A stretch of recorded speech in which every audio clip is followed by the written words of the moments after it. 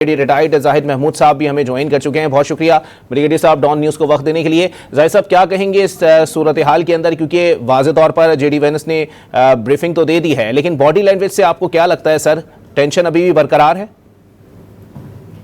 देखिए, एक बड़ा स्ट्रेटेजिक कॉन्फ्लिक्ट है ये। इतने जल्दी ये कंक्लूड, हाँ सबके यही असेसमेंट थी कि एकदम ये कंक्लूड नहीं हो जाएगा। बातचीत जारी है। गुड थिंग, पॉजिटिव साइन ये है कि अभी बातचीत खत्म नहीं हुई है और बहुत सारी चीजों पर ऑफकोर्स अंडरस्टैंडिंग भी होगी। हुर्मुज़ का मामला हो गया, ये इसका आप देख रहे हैं न्यूक्लियर का मामलात हो गए। ये स्ट्रेटेजिक और बड़े मामलात हैं। फिर जो प्रॉक्सीज की बात हो रही होती है या जो ईरान है वो एक टोटल पीस की बात कर रहे हैं, और खासतौर पे हुर्मुज़ जो है इसकी जो क्लोजर है या इसके साथ अगर कोई इकोनॉमिक स्ट्रिंग्स अटैच है तो वो ये बड़े मामलात हैं जी। ये छोटे मामलात नहीं है, ये बहुत बड़ा कॉन्फ्लिक्ट है। It's not an ordinary conflict कि ये एक आध सेशन में इस तरह की बातचीत हो जाए। तो आई थिंक इससे और फर्दर डिस्कशन होगी और हमें अच्छी पॉजिटिव उम्मीद रखनी चाहिए, क्योंकि अगर ये डायलॉग का अगर ब्रेक होता है तो उसके बाद फिर हम जंग की तरफ अगर जाते हैं तो फिर तो बहुत बड़ा लॉस हो जाएगा। But having said that, continuity of dialogue इस चीज़ की भी गमाजी करती है, कस्सी करती है कि दोनों पार्टी जो है वो उस पर बातचीत और करना चाह रहे हैं और एक पॉजिटिव कंक्लूजन की तरफ जाना चाह रहे हैं। अभी ये पता चलेगा कि पाकिस्तान इसमें क्या रोल और अदा कर सकता है। अभी तक तो ये बायलैटरल मुज़ाकरात हो गए। देखिए ना, 3-4 चीजें हुई हैं बड़ी पॉजिटिव है। नंबर 1 के मुज़ाकरात हो रहे हैं फौरन ही। नंबर 2 डायरेक्ट मुज़ाकरात हो रहे हैं। मेरे ख्याल में ये और इतने लंबे मुज़ाकरात रेवोल्यूशन के बाद, उसके बाद इतने लंबे मुज़ाकरात हो रहे हैं 79 के बाद, और उसके बाद इसका कंटिन्यू रहना ये भी बड़ा पॉजिटिव साइन है। वरना तो ये ब्रेक भी हो जाते हैं कि वापस जा रहे हैं, फिर कोई एफर्ट बढ़ाई जाए, फिर कहीं बैठा जाए, स्टेक्स बढ़ाई जाए, कुछ जंग को थोड़ा सा फिर दोबारा शुरू किया जाए किसी सेक्टर में, या इजराइल जो है वो अपनी एप्लीकेशन को आगे बढ़ाए। तो इसका ये और भी इसके नेगेटिव चीजें भी हो सकती थी।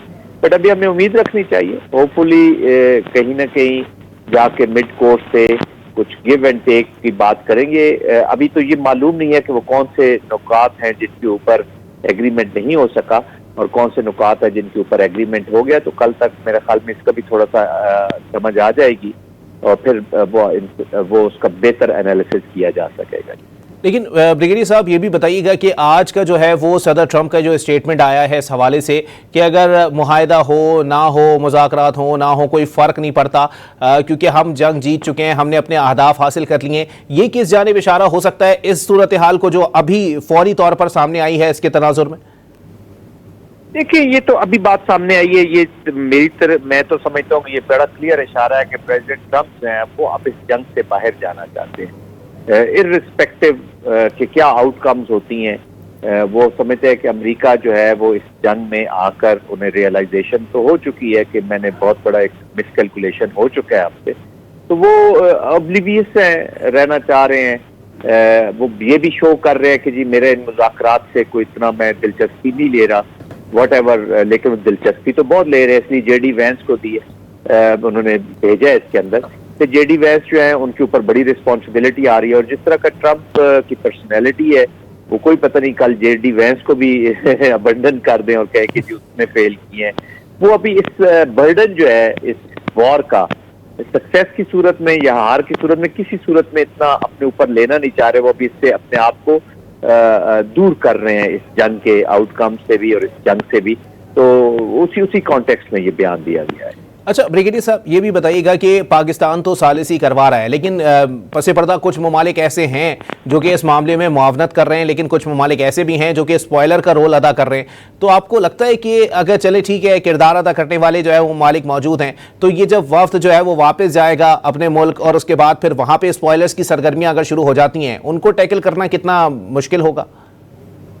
देखिए, अभी अमेरिका के अंदर तो ये एक लार्जर सेंस पाई जाती है, या एटलीस्ट इतनी आवाजें अवाम के अंदर भी और ओपिनियन मेकर के अंदर भी शुरू हो गई हैं अगेंस्ट इजराइल। उनको इजराइल को वो अभी एक स्ट्रेटेजिक बर्डन के तौर पे समझ रहे हैं, और ऐसा है भी, एक बर्डन है अमेरिका के ऊपर। लेकिन अब इस पूरी वॉर में कौन से ऐसे पॉलिटिकल ऑब्जेक्टिव है जो अमेरिका अचीव करना चाहता था?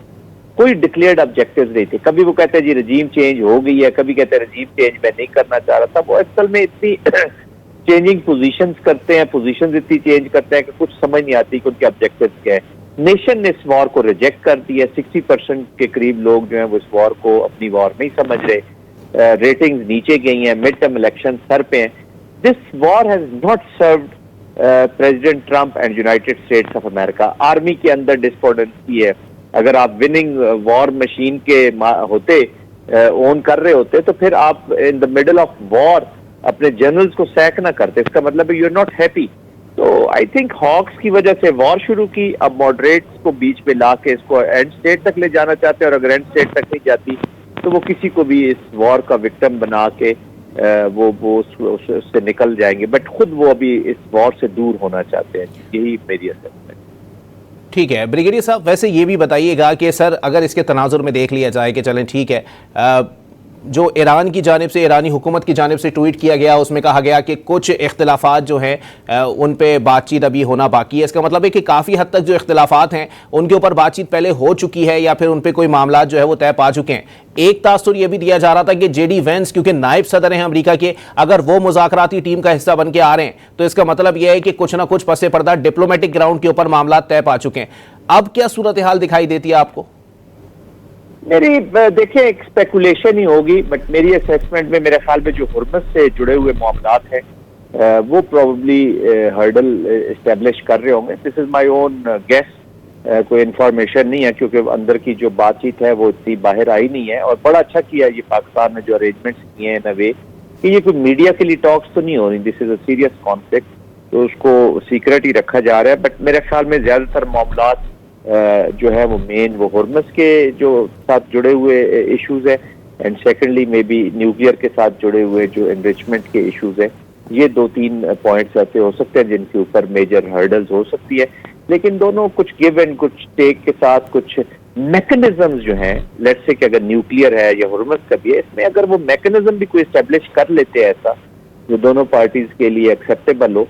और हुर्मस के मामलात पे मैं थोड़ा सा ये कहना चाहूंगा कि it is not an issue between, not only an issue between America and Iran, बाकी कंट्रीज भी आती है, बाकी स्टेक होल्डर्स भी आते हैं। मिडिल ईस्ट फिर इम्पैक्ट होता है, वेस्ट इम्पैक्ट होता है। अभी देखे ना स्पैमर ने जो 40 कंट्रीज की बात की, वो हुर्मस को खोलने की, उन्हें भी पता है कि हमारा ट्रेड, हमारा ऑयल, हमारा एनर्जी रूट हम डिस्टर्ब होंगे, उन पे इफेक्ट आएगा। अमेरिका पे इतना इफेक्ट हुर्मस के बंद होने का नहीं आ रहा है एनर्जी कॉन्टेक्स्ट में, लेकिन उन पे आएगा। और फिर अगर ईरान इसको बंद करता है तो जरूरी नहीं कि हुर्मस के इर्द गिर्द ईरान अमेरिका जंग करे, और बाकी कंट्रीज भी जो है वो फिर ईरानियन जो शिपमेंट होनी है in other seas, in other waterways के ऊपर इस तरह की जो है बड़ी क्रिटिकल हो जाएगी। तो वहां वो स्टेक्स क्रिएट करेंगे for Iran, which will be very dangerous position. तो फिर तो ये कॉन्फ्लिक्ट आगे जारी रहेगा जी। अच्छा ब्रिगेडियर साहब, वैसे अगर देख लिया जाए कि दोनों तरफ से जो मुआहदे हैं, अगर उनको देख लिया जाए, जो मुसविदे पेश किए जा रहे हैं, कितने फीसद चांसेस आपको दिखाई देते हैं कि मुज़ाकरात जो है वो कामयाब हो जाएंगे? देखिए I will not guess this. ये कई दफा होता है कि आप अगर 10 मुतालबात है तो 8 मान लिए जाते हैं, और एक ऐसा स्ट्रेटेजिक मुतालबा होता है जिसका वेट उन 8 के बराबर होता है। तो वो इसका मतलब एक कॉन्फ्लिक्ट वहीं का वहीं खड़ा रहता है। मैं तो अभी भी बहुत पॉजिटिव हूँ इन आउटकम्स के बाद, लेकिन जब प्रेसिडेंट ट्रंप ने एक और ऑप्शन ये अभी खोल दी है कि जी कोई फर्क नहीं पड़ता इन मुज़ाकरात के नताइज के ऊपर, तो आई थिंक वो एक तो खैर वजन डालना चाह रहे हैं, एक प्रेशराइज करना चाह रहे हैं ईरान को कि जी हमारे पे कोई असर नहीं, हम तो वॉकआउट कर देंगे इस वॉर से। तो फिर जिनको हुर्मस ज्यादा हर्ट कर रही है, देखे ना, वो तो चाइना भी आ जाएगा। हुर्मस ने आज नहीं तो कल खुलना तो है ही है। अब जो टॉल्स के सिलसिले है उसमें फिर आपको रीजनल कंट्रीज को भी बीच में लेना पड़ेगा जो इम्पैक्ट हो रही है। ओमान तो चले पार्टनर कर रहा है इसके बीच में, लेकिन बाकी जो कंट्रीज हैं उनके साथ भी आपको एक इस रीजन की, इस हुर्मस की सिक्योरिटी और सेफ्टी के लिए आपको कुछ ना कुछ एफर्ट्स करनी पड़ेगी। सेकेंडली, मिडिल ईस्ट के अंदर इतनी कंटेस्टेशन है कि अगर हुर्मस खुलती नहीं और ये मुआहदे पे नहीं पहुंचते तो फिर अरब वर्ल्ड के अंदर कॉन्फ्लिक्ट फिर भी रह जाएगा, वो उसका डिसीजन नहीं होगा। इसलिए larger interest of the region और इंटरनेशनल पीस है कि ये मुज़ाकरात जो है वो कामयाब हो और एक विन विन सिचुएशन हो, दोनों को अच्छा ऑफ रैम्प मिले और ताकि मामला दुनिया से आगे चलें। Thank you. बहुत शुक्रिया। ब्रिगेडियर जाहिद महमूद साहब हमारे साथ मौजूद थे।